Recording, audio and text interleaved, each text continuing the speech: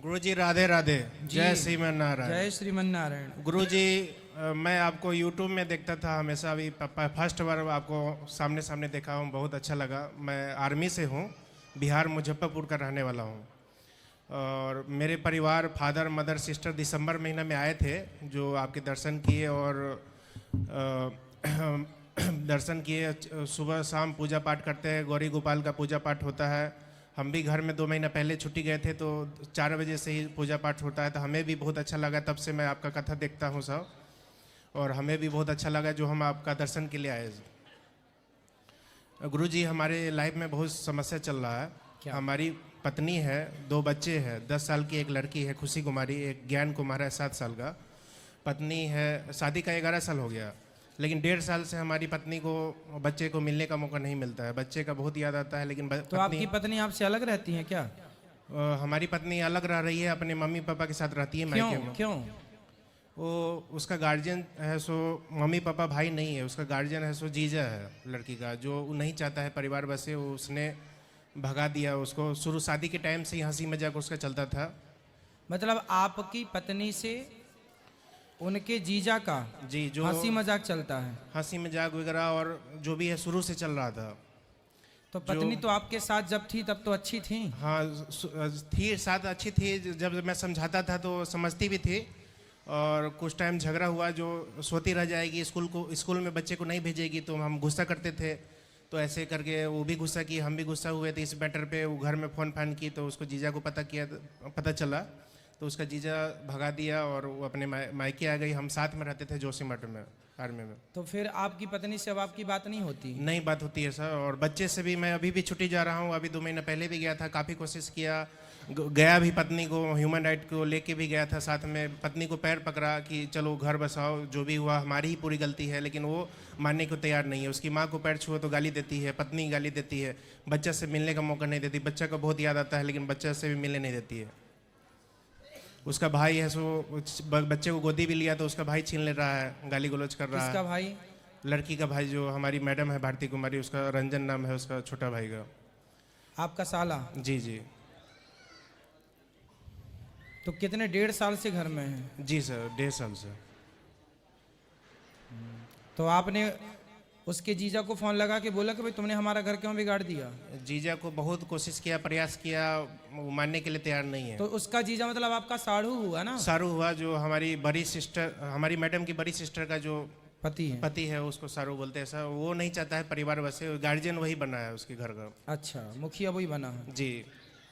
और हर जगह liaison link है, नेतागिरी करता है आरजीपी में। देखो एक बात बता दूं आपको, रिश्ते तब टूटते हैं जब आप दोनों के बीच में कोई तीसरा बाहर वाला इंटरफियर कर देता है। रिश्ते टूटने की वजह क्या है? जब आपके पर्सनल मैटर में, आपके पर्सनल जीवन में कोई बाहर का तीसरा जब इंटरफियर करता है, जब वो प्रवेश करता है आपके जीवन में, तो रिश्ते टूट जाते हैं। इसलिए आप सबसे मेरी प्रार्थना है कि अपने रिश्तों को, पति पत्नी के रिश्तों को इतना मजबूत बनाओ, भाई भाई के रिश्ते को इतना मजबूत रखो कि बाहर किसी तीसरे को प्रवेश ना मिले। क्योंकि तीसरा केवल आपके जीवन में केवल जहर घोलने का काम करेगा। अब देखिए, जरा सा मौका मिल गया मंथरा को, तो एक रात में उसने विष घोल दिया। एक रात में, एक रात भी पूरा नहीं मिली इसको, मतलब 2-3 घंटे में ही उस मंथरा ने कैकेयी के जीवन में जहर घोल दिया। इसलिए कैकेयी और दशरथ जी दोनों मिलके बात कर लेते तो क्या ये आग लगती वनवास की? लेकिन मंथरा की बात में कैकेयी आ गई और दशरथ जी पांव पकड़ रहे। जैसे ये बोले ना कि मैं अपनी पत्नी के पांव पकड़ रहा था, ऐसे दशरथ जी भी पांव पकड़ के बोले थे, कैकेयी मैं तेरे पांव पकड़ता हूं, मैं तेरे पांव छूता हूं, मैं भरत को राजा तो बना दूंगा, पर राम को यदि तुमने वनवास भेजा तो मैं मर जाऊंगा। कैकेयी बोली मर जाओ, पर मैं राम को वनवास भेजूंगी। मतलब देखिए उस 2-3 घंटे में क्या जहर घोल दिया उस महिला ने। मायने रखती हैं बातें कि आपके रिश्तों में तीसरा कौन है। कौन आपके जीवन में इंटरफियर कर रहा है, कौन विष घोल रहा है, मायने रखती हैं बातें। इसलिए हमारे शास्त्र सब चीजें सचेत करते हैं। अब देखो, इनका घर टूट गया इनके साढ़ू की वजह से। अब उस पत्नी को कौन समझाए कि तुम अपने पति को छोड़ करके क्या पालोगी, साढ़ू के साथ किस रिश्ते से वो। अब ये तो नहीं पता कि उनका जीवन कैसा है, उनके साथ उनके क्या रिश्ते हैं, लेकिन फिर भी आपका घर तो टूट ही गया।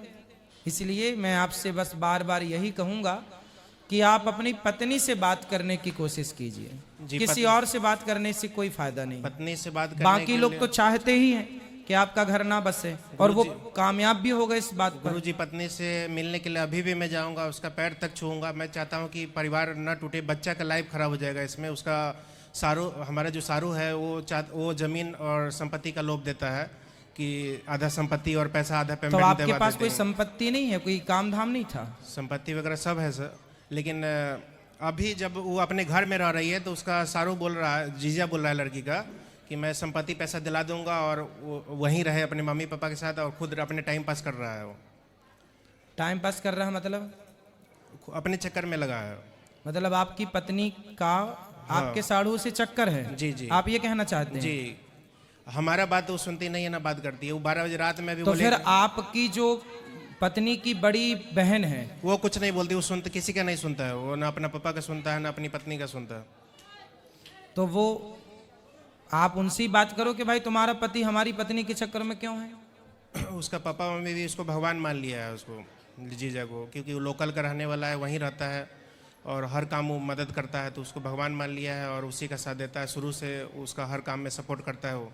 हम आर्मी में ड्यूटी में रहते हैं, बाहर रहते हैं। अच्छा, आप आर्मी में हैं? जी जी। तो आप ड्यूटी में बाहर थे? मैं तो साथ में रखा था, जो वहाँ से भगा दिया था वो लड़की का जीजा जो। तो आप आर्मी में हो यार, इतने बढ़िया 2-4 जमा नहीं सकते थे जब ऐसा किया आपके साथ? ये चीज़ गुरुजी सही नहीं है ना। पत्नी अपना नहीं, पत्नी को नहीं, पत्नी को नहीं, पत्नी को जमाने के नहीं बोल रहे हैं। जी जी। साढ़ू को, सारू को वो नेतागिरी करता है, थोड़ा लाइजन लिंक है उसका, जो थोड़ा काम बसने नहीं दे रहा है। फादर भी हमारा कंप्लेंट करो, फिर पुलिस कंप्लेंट करो कि हमारी पत्नी के साथ। पुलिस में भी सब मिले जुले हैं थोड़ा। मैं अभी इससे पहले 2 महीना पहले गया था, सारू को भी मिलने जुलने 2-3 आदमी 4 आदमी से, तो कंप्लेंट डाल दिया थाना में। तो थोड़ा मिला जुला है। आरजीपी में नेतागिरी करता है वो, गुड्डू चौधरी नाम है उसका। तो फिर देखो, पुलिस कंप्लेंट से भी काम नहीं बना, मतलब कोई भी हालत में काम बनने नहीं दे रहा है वो। फिर आपने क्या निर्णय लिया? हम चाहते हैं सर कि जो भी डिसीजन है उसका, जो जीजा कर रहा है उसमें 4-5 साल जवानी का मजा लेगा और कुछ नहीं है। बच्चे की लाइफ खराब हो जाएगी उसमें। हम चाहते हैं दोनों बच्चा हमें मिल जाए, और अभी भी हम चाहते हैं कि वो ठीक ठाक से आ जाए। हम रखने के लिए तैयार है, लेकिन जो भी गलती काम की है, जो भी की है अभी तक, हम चाहते हैं परिवार बच जाए। क्योंकि बच्चे के 2 बच्चे हैं सर, 10 साल का एक लड़की है, 7 साल का लड़का है।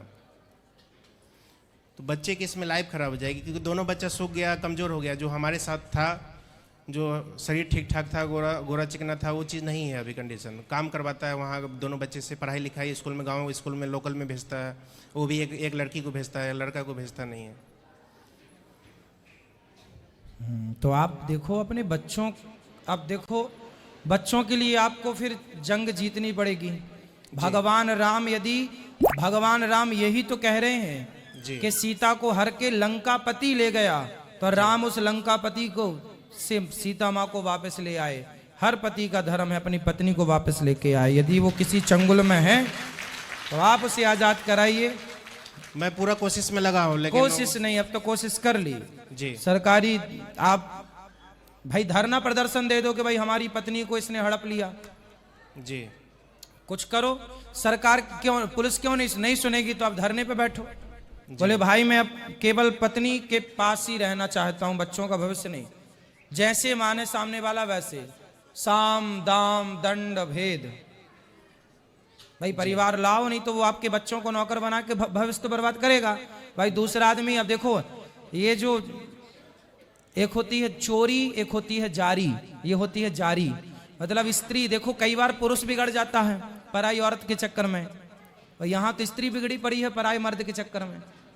उसके चक्कर में वो तो अपना आनंद ले रही है, लेकिन बच्चे बिगड़ रहे हैं, बच्चों का ना पढ़ पाएंगे ना वो कुछ भविष्य उज्जवल हो पाएगा। वो भी लाइफ टाइम नहीं रख पाएगा, 4-5 साल ही चलेगा। हाँ, कहाँ कोई रखता है किसको, ये समझ जाए दुनिया तो ये सब झंझट ही ना खत्म हो जाए। जी कौन किसका, देखो हर व्यक्ति को केवल चमड़ी से प्यार है, जी और ये तो चमड़ी की बातें हैं।